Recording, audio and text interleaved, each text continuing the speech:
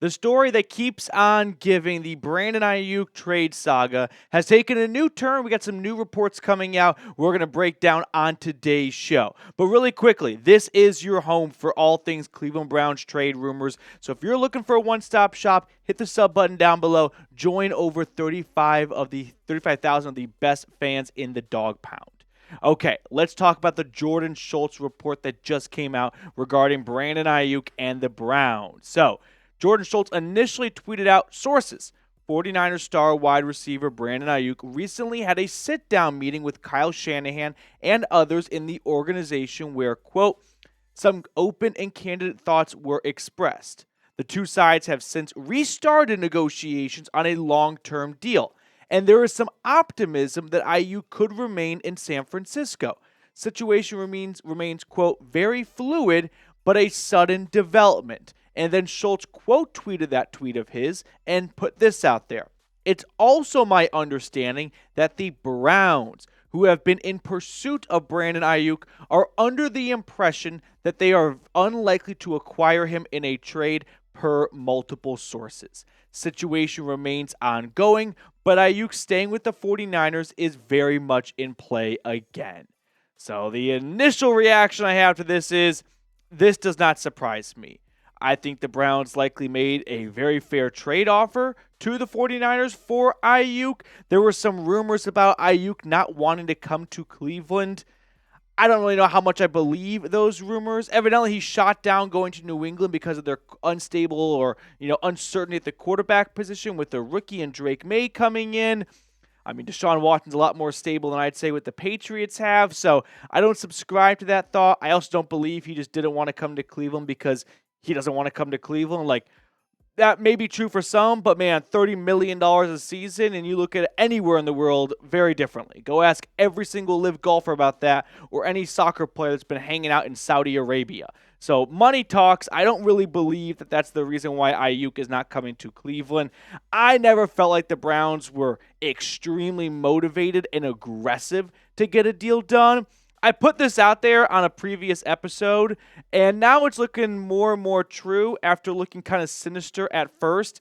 I had three theories as to why the Browns and the 49ers and Aiyuk could be in the midst of a trade going down. The third theory was the Browns just wanted to jack up the price for the Pittsburgh Steelers. They wanted to give the 49ers a better trade offer than what the Steelers gave, so that the 49ers would then turn to Pittsburgh and go, hey, yeah, the market now says that we can get a first-round draft pick for Aiyuk, so we're going to need a first. And then they offered Aiyuk a potential contract extension that included like $90 to $100 million guaranteed, the second most by any wide receiver in football. And then Aiyuk could then turn to the Pittsburgh Steelers and go, I want an extra $10 to $15 million because that's what the Browns were willing to give me. That might sound a little bit childish or like unprofessional, immature, but could we really rule it out? I mean, it's a possibility. Is it not that the Browns and Andrew Berry saw an opportunity to screw over the rival Pittsburgh Steelers and pursued it? I mean, this is something that, if true, I cannot wait for the documentary to come out about. Now, as we're filming, Diana Rossini adding some more intel to this. The Pittsburgh Steelers have not engaged in trade conversations with the San Francisco 49ers in the last 24 hours.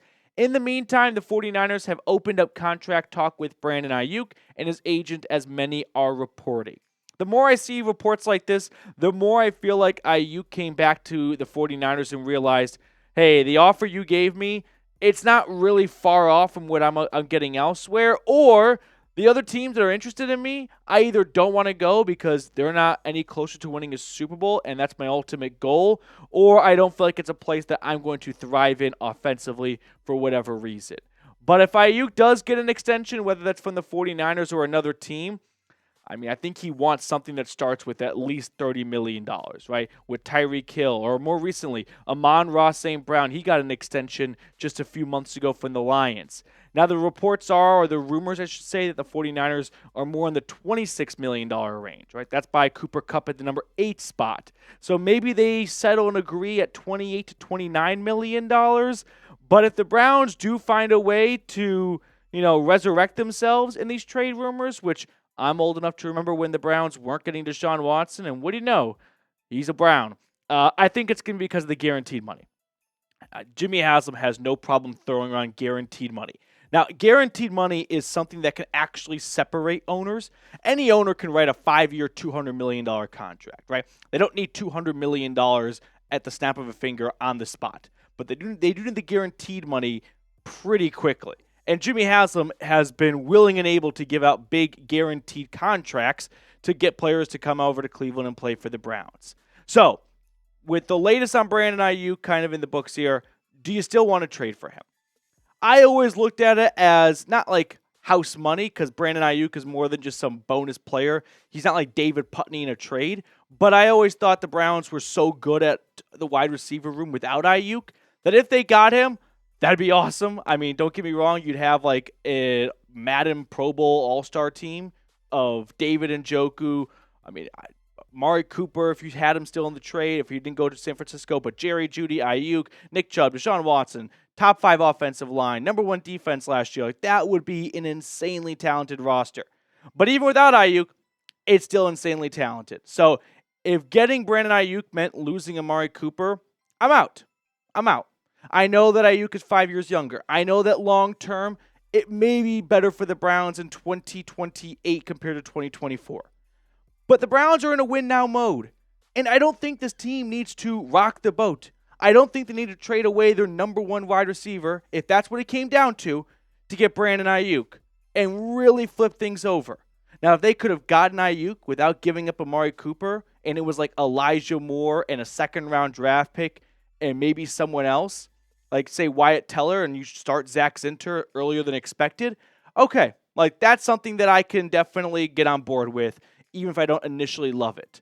But giving up Amari Cooper, I was never going to be a fan of that.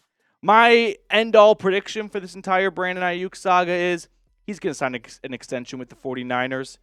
This was my thought when it came to the Brandon Aiyuk trade rumors and extension saga from day one after the Super Bowl, is that some way or the other, the 49ers are going to get this done. You just don't let 25-year-old all-pro players walk out the door or trade them. It just doesn't happen unless some catastrophe happened. And that's not what's happening here in San Francisco. So I don't see a way that the 49ers just let him go. All right, before we look at some preseason storylines to watch for against the Packers tomorrow, make sure you hang out and check out our friends over at Game Time. Today's show is sponsored by Game Time. If you love summer baseball, want to catch a Guardians game, or any other major league team in your area, you're going to want to give Game Time a shot. Game Time is an authorized ticket marketplace of Major League Baseball, which makes getting tickets faster and easier. Prices on the Game Time app actually go up the closer you get to first pitch. Now, if you want to catch a Browns preseason game in addition, Game Time is an awesome place to visit because they're giving the Dog Pound $20 off their first purchase when you download the Game Time app and use code CHATSPORTS. Now, terms apply, but again, download the Game Time app, redeem code CHATSPORTS for $20 off your first purchase.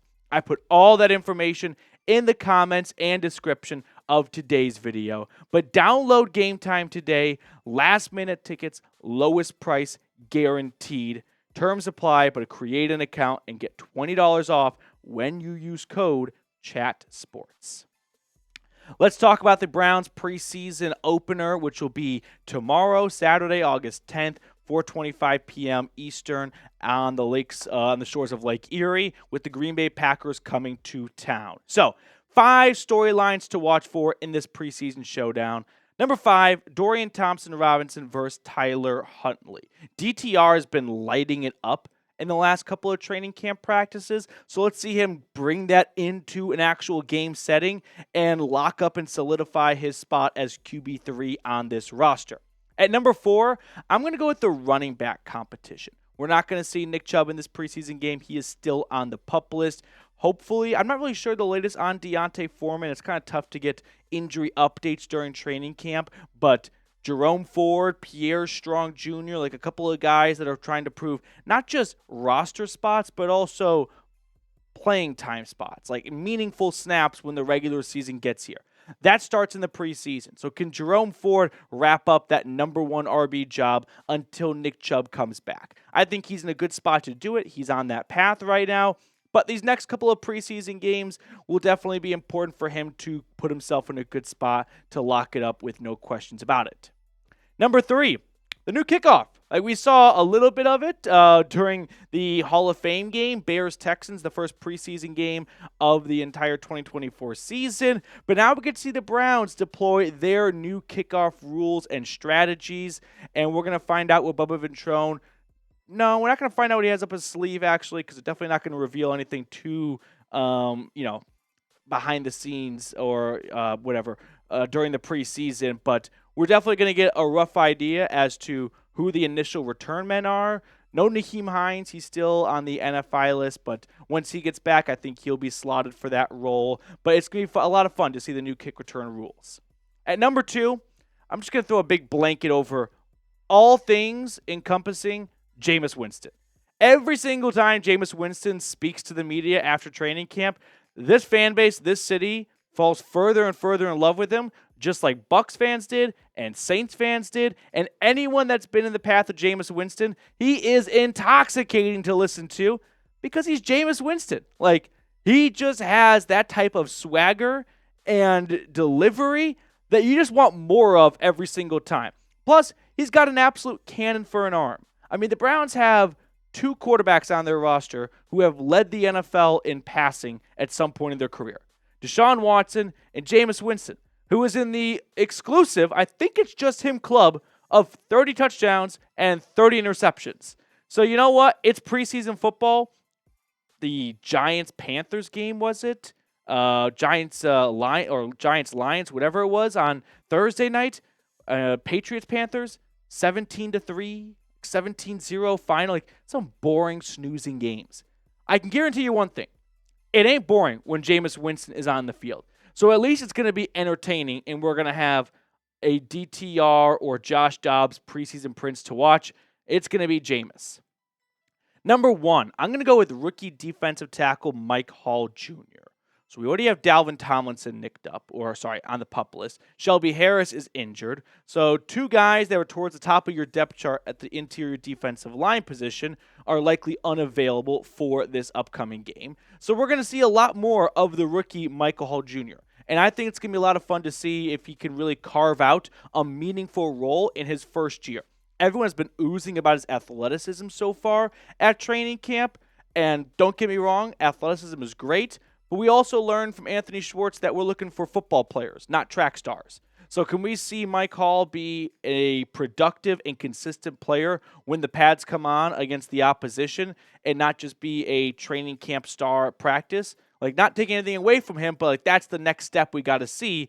Because unfortunately at Ohio State, there were just one too many inconsistent things about Mike Hall's play, whether it was the lack of availability with injuries kind of popping up or just not having that same wrecking force that we saw every so often, but not as often as we would have liked at Columbus. So I can't wait to see Mike Hall go up against not a real offensive line, but an opposing offensive line in a non-practice setting. All right, preseason football is good for really one thing only. Random players. So name a random Browns player for me to wrap up the show. Get in the comment section and let me know. And now we've got the Dylan Sutcliffe pick a card time. I forgot to bring my cards, so that's okay. We're going to use the online pick a card thing. We got producer Sam Brown stepping in. Sam, which card would you like to go with? It's still never worked for me. I'm still going to write it into the ground until it does. 9 of spades. 9 of spades? Okay. We've done this once or twice when I'm forgetful. Even last season, I did this probably 5 or 6 times. You said 9 of spades? If I remember correctly, the 9 of spades went on the video after I had left. I'm going to go with, you got 9 of spades, I'm going to go with the 5 of clubs. I'm going to hit draw, and then it's going to change from what it currently is. What is it? 7 of clubs. 7 of clubs. All right, that will do it for us on today's show. Thank you guys so much for tuning in. Enjoy the rest of your Friday, and we'll see everyone tomorrow for our Browns-Packers preseason watch party.